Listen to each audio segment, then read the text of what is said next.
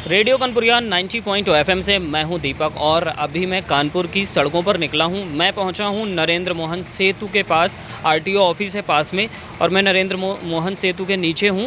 यहां पर बहुत सारे लोग हैं जिनसे मैं बात करने वाला हूं। चुनावी चश्मे के नज़रिए से जानने की कोशिश करेंगे कि लोगों का नज़रिया क्या है इस बार के लोकसभा चुनाव में। हमारे साथ हैं एक बंधु। क्या नाम है आपका? दीपेंद्र सिंह। क्या नाम बताया आपने? दीपेंद्र सिंह एडवोकेट। जी, तो आपके हिसाब से इस बार क्या चुनाव का क्या माहौल है? माहौल तो बीजेपी पक्ष में होगा। बीजेपी की पक्ष में। क्या आपको लगता है कि बीजेपी सरकार पूरी तरह से जनता के मुद्दों पर जनता के लिए खरी उतर रही है? हाँ, लगभग उतरी रही। बाकी देखा जाए तो ये राष्ट्रीय चुनाव है, क्षेत्रीय चुनाव तो है नहीं कोई जी जिसके लिए हम बोलें कि यहाँ पे विधानसभा चुनाव या नगर निगम चुनाव, जी। ये राष्ट्रीय स्तर का मुद्दा है। इसके लिए जो राष्ट्र का नेतृत्व कर रही पार्टी वो उससे हम सहमत हो गया।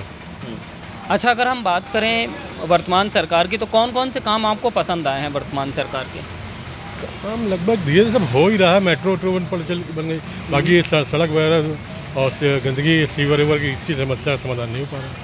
अच्छा, सीवर का समाधान नहीं हो पा रहा है। सीवर गंदगी जो पड़ी है, जो कूड़ा और कानपुर में गंदगी सबसे बड़ा मुद्दा रहा है हमेशा से, हमेशा से। और कोई भी सरकार इस पर खरी नहीं उतर पा रही है। हाँ, लेकिन काम किया, लेकिन पब्लिक भी इसलिए जिम्मेदार है। अपना लोग जहाँ पाते हैं वहाँ कूड़ा फेंकने लगते हैं। इसके सभी लोग जिम्मेदार हैं। सरकार तो आगे करेगी, उठाई कूड़ा। आपका भी जिम्मेदारी बनती है, कूड़ा उठाइए, निश्चित स्थान में फेंकिए। बिल्कुल बिल्कुल सही कहा आपने कि लोगों को भी अपनी जिम्मेदारी उठानी चाहिए। और जो साफ़ सफाई की बात है, पहले से क्या कुछ सुधार हुआ है कानपुर की साफ सुधार तो हुआ, काफ़ी बहुत हुआ। हर जगह जहाँ कहीं सड़कें नहीं थी वहाँ सड़कें सब बन गई। कल्याणपुर में क्षेत्र हम आवास में मेरा मकान खुद का है। अच्छा। लेकिन वहाँ जो सोसाइटी के एरिया थे जितने भी, वहाँ रोडें वगैरह सब बन गई हैं। हाँ। सीवर लाइन वगैरह पड़ रही, नालियाँ वगैरह बनी हैं। लेकिन धीरे धीरे काम हो ही रहा सब तरह। तो कुल मिलाकर इस बार किसकी सरकार? सरकार बीजेपी की बनेगी भाई। अच्छा, बहुत बहुत शुक्रिया आपका। क्या नाम है आपका? आप क्या कहना चाहेंगे? वैसे आप क्या करते हैं? अच्छा, तो क्या कहना चाहेंगे कि इस बार क्या है, क्या माहौल है, क्या लोगों के मन में विचार हैं, क्या लोग सोच रखते हैं? वर्तमान सरकार को ही फिर से दूसरा मौका देना चाहेंगे या किसी और को भी अपनाना चाहिए? बदलाव होना चाहिए। क्यों होना चाहिए? क्या रीज़न क्या है? शिक्षा से वंचित किया जा रहा है। शिक्षा से वंचित किया जा रहा है। कैसे? शिक्षा इतनी महंगी कर रहे हैं, इतनी महंगी कर रहे हैं कि शिक्षा का कोई मतलब ही नहीं। आम आदमी, आम जनता जो है अपने बच्चों को हाई स्कूल तक के ऊपर नहीं पढ़ा सकते। आप जहाँ जाएंगे कहीं अगर किसी इंजीनियरिंग कॉलेज में जाएंगे या कहीं भी जाएंगे तो क्या डोनेशन करेंगे, कितनी फीस है? एक आम आदमी क्या पढ़ा सकता है? इतनी फीस दे सकता है? सबसे बड़ी शिक्षा अगर अपने पास। इसके अलावा जो आरडी लागू कर रखा है, आरडी लागू कर रखा है तो एडमिशन होते हैं 8,000 और एडमिशन और मतलब स्कूल में दाखिले हो पाते हैं मुश्किल से 3500। अच्छा, इंग्लिश मीडियम स्कूल वाले आरडी वाले आदमी को दाखिले ही देते हैं। अभी हमारे साल भर पहले की बात है, स्वराज इंडिया में हुआ था बच्चा, उसको ले नहीं रहे थे। मम्मी पापा और भाइयों बहनों सबने धरना दे दिया था और आखिर में लिया, उन्होंने ले लिया। अब वो बच्चा वहाँ हीन भावना महसूस कर रहा था बच्चों के साथ। अच्छा, मजबूरी में उसको बाहर निकालना पड़ा उन्हें, क्योंकि टीचर उसको बच्चे को महत्व नहीं देते थे। तो शिक्षा में ये हाल है आरटी का, शिक्षा में सबसे वैसी शिक्षा का ये हाल है। जब आदमी शिक्षित नहीं होगा, जागरूक नहीं होगा तो वो जाएगा। अरमा वो पीजी कॉलेज सरकारी भी है, एडेड भी है और गवर्नमेंट से गन फैक्ट्री से सहायता प्राप्त है। जानते फीस क्या है? एमकान की 12,000 रुपये फीस है, जो किसी भी विद्यालय की नहीं है। तो आपको लगता है कि कुल मिलाकर कहने का मतलब यह है कि जो प्राइवेट सेक्टर है, शिक्षा के संस्थान हैं, उनमें अंकुश होना चाहिए सरकार। बदलाव जरूर होना चाहिए, बिल्कुल बदलाव होना चाहिए। आने वाला वो समय है, का अधिकार दे रहे हैं। अगर आप समानता का अधिकार दे रहे हो तो किस तरीके से दे रहे हो?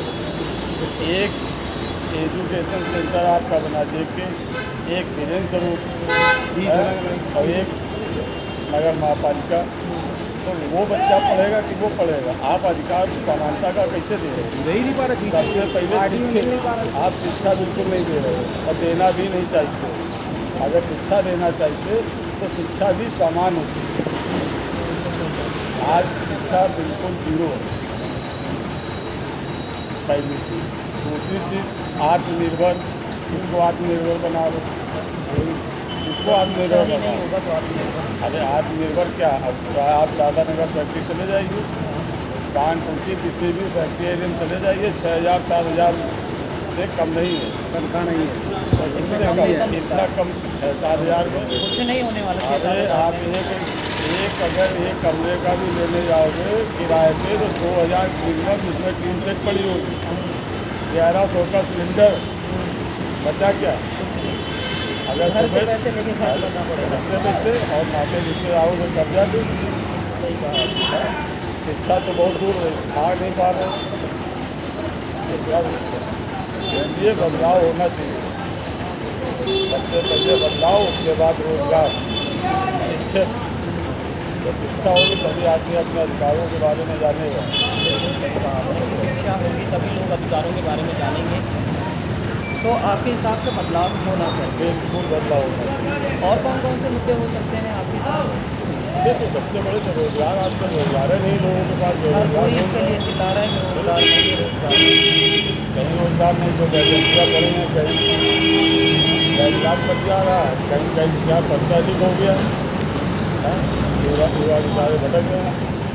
किस तरीके से मम्मी पापा से पैसे लेते हैं, फार्म भरते हैं, पता लगा जो है जरा सा झटका लगा, फिर वहीं से वहीं आ गए। तो ऐसे पढ़ाई लिखाई का क्या फायदा? अब जो राजनेता बैठे हुए हैं वो कहते हैं पकौड़ा बेचते, सब पकौड़े बेचेंगे तो खाएगा कौन? मोदी जी ने आपके अमित शाह जो बैठे हुए हैं, बच्चे को जो है वहाँ किसी बनवा दिया क्रिकेट मैच में, अपने बच्चे को नहीं खा पकौड़ा बेच दो। सही कहा आपने। भाई जितने राजनेता है ये अपने बच्चे को पकौड़ा बिकता है तो राजनीति में क्यों ला रहे हैं? क्या जरूरी है राजनीति में? वहाँ को उनका वो हलवा बन रहा है, वहाँ तो भ्रष्टाचार में जाओगे, भ्रष्टाचार को बढ़ावा दोगे। पकौड़ा पहले खुद पकौड़ा बेचो, फिर लोगों से कहो कि पकौड़ा बेचो, तब तो समझ में आता है। अरे आप खाओ मलाई डोसे तो नहीं, नमक रोटी 5 किलो आप रास्ता दे रहे हैं, तुमको रास्ता 5 किलो में जो है 3 किलो जवार दे दिया, कहीं ठीक है। 5 किलो राशन का मात्र नहीं, रोजगार का मात्र है। जब रोजगार होगा तो हम खुद बाजार से खरीद लेंगे। क्या नाम है आपका? रवीन कुमार गुप्ता, स्टाम्प बेचते हैं। अच्छा, तो क्या इस बार के चुनाव में आपकी क्या राय है? हमारी राय यही है कि जो सरकार बढ़िया काम कर रही है, सबकी सेवा हो रही है, जगह जगह निर्माण हो रहे हैं, इसलिए हम चाहते हैं कि जो सरकार है वही बनी रहे। वही रहे, बदलना नहीं चाहेंगे? बदलने से कोई फ़ायदा नहीं है। ऐसा क्यों? कारण ये है ना कि जितनी सुरक्षा इनकी सरकार में मिल गई है वो किसी सरकार में मिल नहीं सकती। अच्छा, हम लोग भी 70-71 साल के हैं, हाँ। आज तक ऐसी सरकार देखी ही नहीं। मतलब चोरी डकैती लूट मार ये कुछ सब नहीं है। सब बंद हो गया? हाँ, टोटल आम जनता सुरक्षित है? हाँ बिल्कुल, रात बिरात आप आइए, हम्म, सब जगह आपको सुरक्षा मिलेगी आपको। हम्म। चलिए, बहुत बहुत शुक्रिया आपका। तो इसी तरह हम आपके साथ बने रहेंगे, अगली वीडियो में आपसे मुलाकात करेंगे। फिलहाल इतना कहना चाहेंगे कि रेडियो कनपुरिया कहता है कि मेरा वोट, मेरी सोच, मेरी आवाज़। तो 13 मई को घर से ज़रूर निकलिए, मतदान ज़रूर करिए, अपनी सूझबूझ के साथ मतदान करिए। सुनते और देखते रहिए रेडियो कनपुरिया 90.2 FM, सुनो कान लगा के।